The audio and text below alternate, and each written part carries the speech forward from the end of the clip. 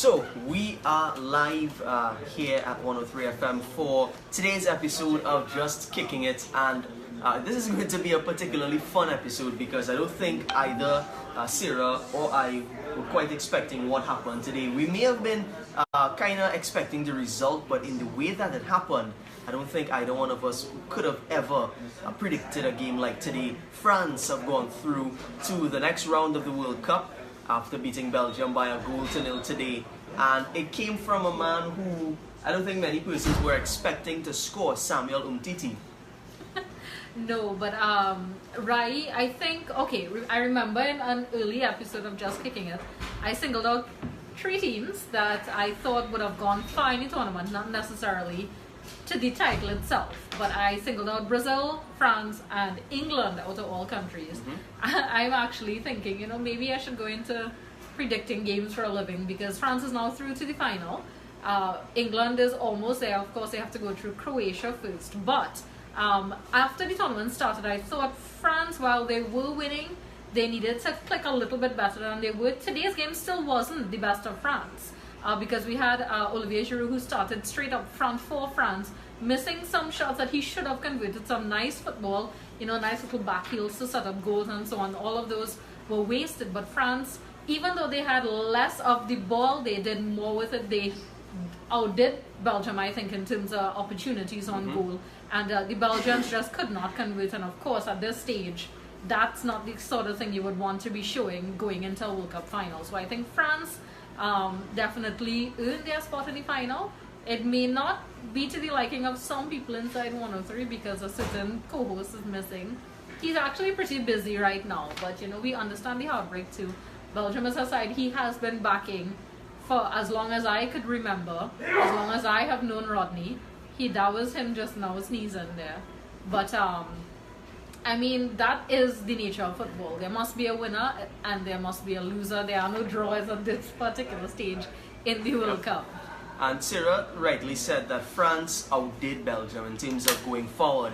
And it didn't seem that way in the early stages of the game. France were a bit uncomfortable looking on the ball, and they eventually, when the second half started, changed. Something in the dressing room was said to them, and they changed their approach to the game. And it ended with them, of course, having the 1 goal, which makes all the difference. But they had 19 shots in general, 5 of them being on target, with only 36% possession of the ball.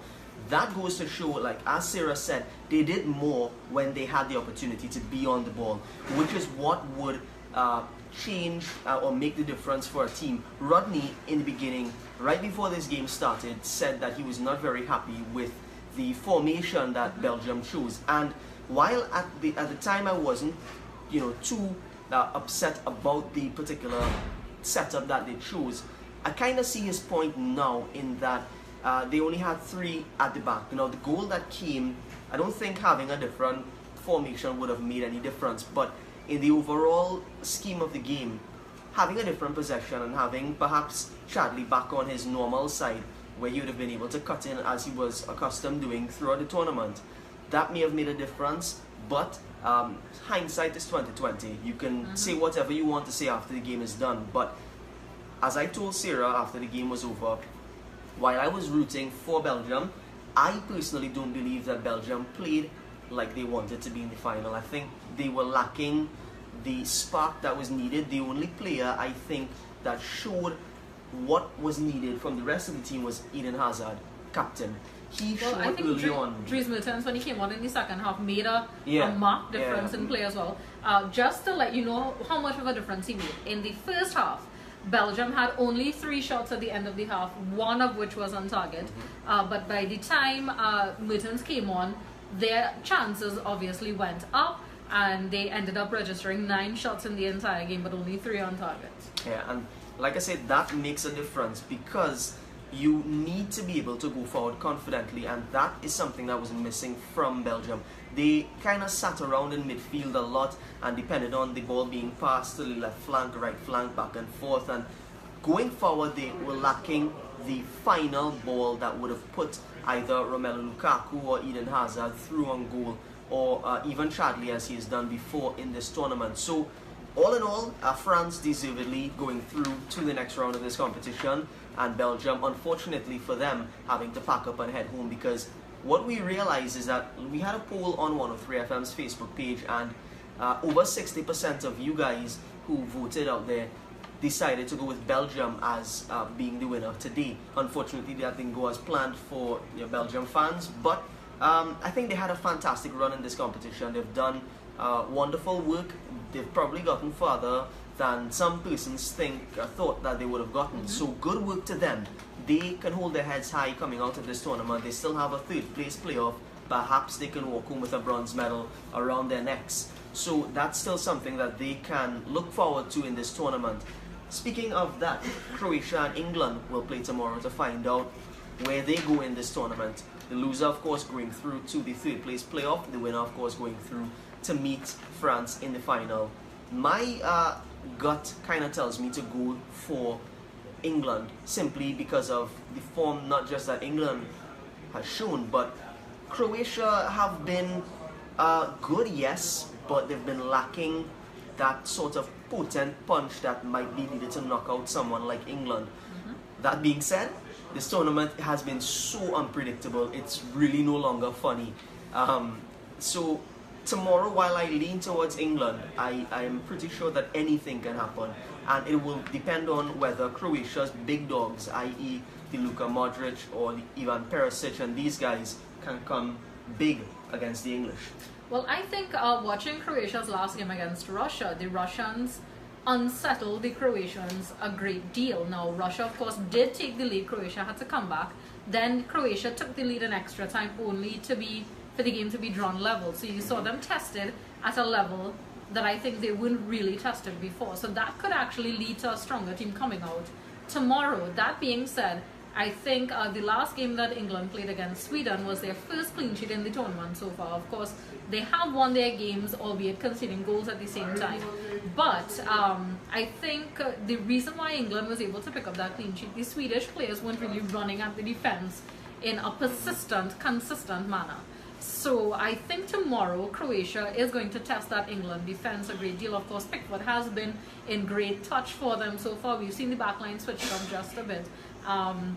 So we'll need to see how the England defense copes against strong midfield players that Croatia has been known for in this World Cup so far. So I think it's going to be an interesting matchup. I think both teams will definitely have learned from their most recent games, so I don't think we could actually say, well, England's defense wasn't really tested. That doesn't mean that it will be up to scratch for this game and so on. I think they've all been learning as the tournament goes on. So I think it's going to start on an even field for both of them tomorrow. It's just who comes out on the day and actually plays the football that deserves to go into the final. And I think it's going to be less about Harry Kane than persons might think at this point. Yes, Harry Kane has been pretty good. Has Harry Kane scored in the knockout round yet? I am not too sure. I can't recall at the moment. But what that goes to show is that, you see, knockout football is pretty funny.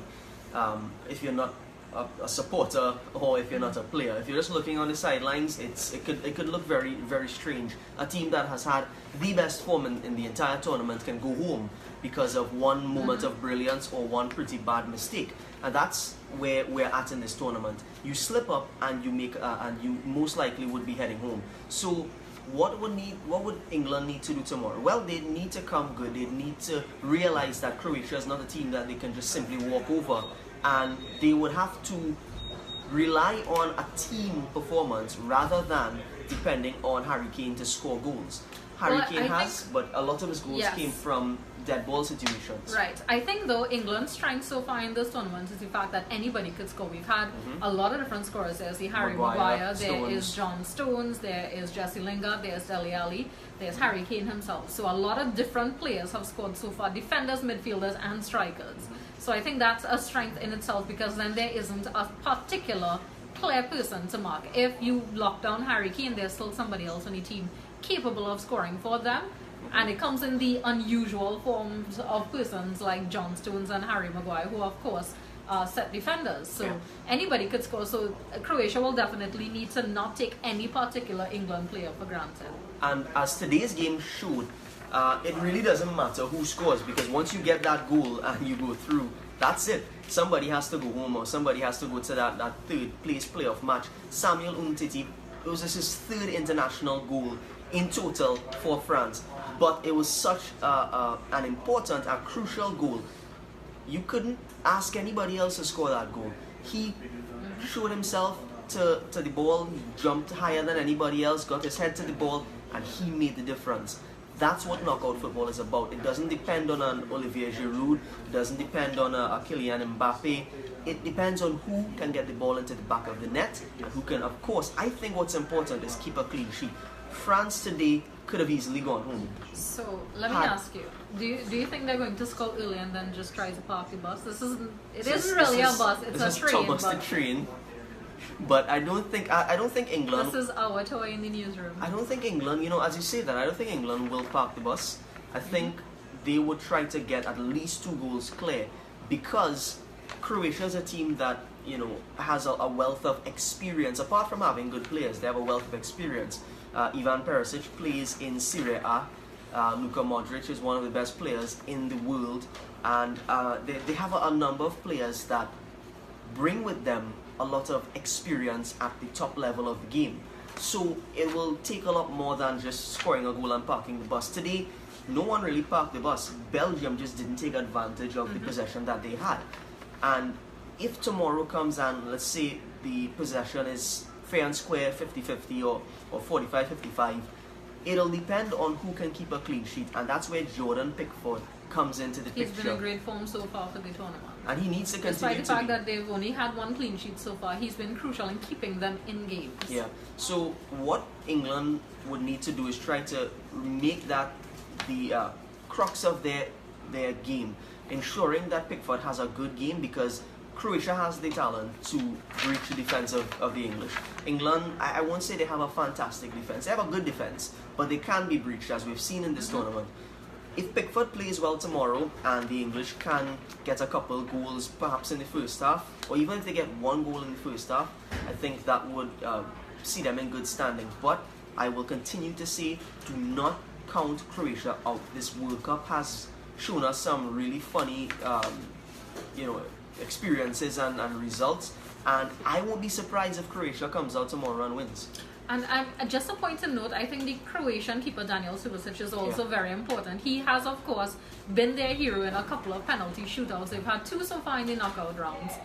We don't know if he'll be called upon to do a next one tomorrow, but he has been a crucial figure for them as well. I know there was a scare with him in the quarterfinal where he actually pulled up just before extra time, the end of extra time, with it seems as if to be a hamstring injury of some sort, but he did go on to play in that penalty shootout. But I think his form, him being fully fit, will be a crucial part of it as well. But their reserve keeper isn't too bad. I can't remember his name right now. He was preparing to go on the field for a while. But they'll be hoping that Subasic starts, because he's been such a figure for them in and he's had the experience of playing in the World Cup. Now, you will remember 2006 when Trinidad and Tobago went across to the World Cup. Shaka Hislop was the man that was called upon, and I think at the time, was it either Clayton Ince or Kelvin Jack was the #1 goalkeeper for TNT, or the first choice goalkeeper, and they called upon Shaka and he did well in the tournament. Now, that's not always going to be the case. You want your first choice goalkeeper to be there. So I'm very sure Croatia will be hoping that Subasic recovers well. It didn't look too serious, because he did continue playing the game and went on to be pretty crucial in the penalty shootout. And I failed to mention one person as well, as Sarah reminded me of the itches on the team. I remember that there's also Ivan Rakitic. And Mario Mandzukic. So they have a lot of players that can make the difference. What they need to do is find a way to tire out the English, and what they will need to do, I think, is to try to keep England off the ball as much as possible, but keep them running. And if they can keep England off the ball, I think that obviously will lower the chances of England scoring. But as we saw today, possession means very little if you don't do something with the ball that you have. It means nothing. Belgium had the vast majority 60 of the ball for the game, and they did nothing with it. They only had, in the end of full time, 3 shots on target, meaning those 3 shots force the keeper to make a save of some sort. Now, that doesn't mean that the wide shots weren't probably closer than the on target shots. We've seen, deliveries or attempts go just above the bar, just wide, while a shot that may go straight to the keeper would have been a weak shot that the keeper should save in any case. So I think we need to look at the overall shots because it shows how much a team threatened the other team in general. Yeah. So they just did not have the shots there at the end of the day. So in closing, Croatia would need to do very, very well to hold off the test of the English, and basically the summarized version of that is me saying that I believe England will come out victorious tomorrow. There's Amrit Maharaj. He's possibly an English fan. He's asking me to pass him the tablet. This is the tablet. And, Amrit is a Sachin Tendulkar fan and Amrit, a Roger Federer Amrit is fan. a Roger Federer fan. We were live on Instagram for a little while ago, and the only reason that we were live on Instagram is because Roger Federer is here holding the phone. And I don't mean Roger himself, obviously. This guy. We have a little Roger Federer bobblehead here in the office. Roger, he's also a cricket fan because I saw him play a nice forward defensive shot during one of his matches recently. But anyway. You never saw the picture with him on Sachin? Yeah, he's also a big Sachin Tendulkar fan. So, just to get back to the football, to close, I think England obviously are the favourites tomorrow. They have the better odds. Don't rule out Croatia just yet, but I think tomorrow it will be an English victory where England and France would meet in the finals of this tournament, where I predict, I might be wrong, but I'll say today that England will go on to win. It's a bold statement because France obviously have a lot of momentum behind them. But I think England can take this tournament home. Okay, so if England gets through to the final, then I would have made the best prediction I could have ever made, even when supporting my own team. That would be the first time I've ever picked two finalists from the very start and been right about it. But I was hoping from the time the semi-finals were made clear that it may end up being two teams that have never won the World Cup before, such as 2010, Spain versus Holland. You know, when that match finishes, a brand new champion will be lifting that trophy for the first time in their history. Well, that's not going to happen because France is already through. They, of course, have one title to their name. It would be nice to see Croatia through. I'm a Mandzukic fan. He is a former Bayern Munich player. Bayern Munich is the club that I've been supporting since I was a child. So I don't think he's been up to his best form, definitely not in this tournament yet, but maybe he might produce some flash of brilliance tomorrow and take Croatia through. But I think the Croatians have worked pretty hard to get through two penalty shootouts to get here. It would be nice if they do make it through to the finals. I'm not sure if they could. I think the English will be a tough test, but I would predict a 1-0 win for Croatia. Yeah. That's against odds, and it's only because Rai's already chosen Croatia. the English to go through to the final. So I'm going the opposite way this time. So we'll wait to see if it's a France-Croatia final. And if that happens, I would have absolutely no idea who goes on to win this World Cup. Because if Croatia does so well to get to the final, I'm pretty sure they're not going to go down against France without putting up a pretty good fight. And we know they could take a penalty shootout.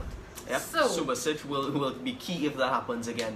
So yeah, England tomorrow is my pick. Sarah, she's picking Croatia just for the sake of opposing and having just some... for the sake of supporting the underdogs, you know? And you know Support what? the small man. If they go on to win the World Cup, that would mean that for another year we've had a brand new World Cup winner, which is something I would like to see, which is why I was backing Belgium today to go through. Belgium, they still have a chance to go home with third place. Of course, they will have to beat the loser of tomorrow's game. So, And that match will be third place playoff is on Saturday. yeah. Yes. And of course, we will be here for the final as well on Just Kicking It. We will have a pre-game, a mid-game, and a post-game. A halftime show. So we'll have the full works on that day. And we'll have snacks and we'll have TV. Well, I'm not too sure We'll telling. have tea. I'm not too sure telling you all that we'll have snacks makes you all feel any better, because I don't know if we haven't reached the stage of having technology where we can pass snacks through the screen. But if we do ever get there, I hold my word, I will give snacks to you guys. And thank you very much for watching. That's a wrap for today's edition of Just Kicking It. Amrit Maharaj is still hollering and hooting in the background there. I'm not sure if you can see him. He's preparing the 5 o'clock news. And we will wrap up now by saying thank you very much for joining us. Join us again tomorrow where we'll have a wrap up of that England-Croatia matchup.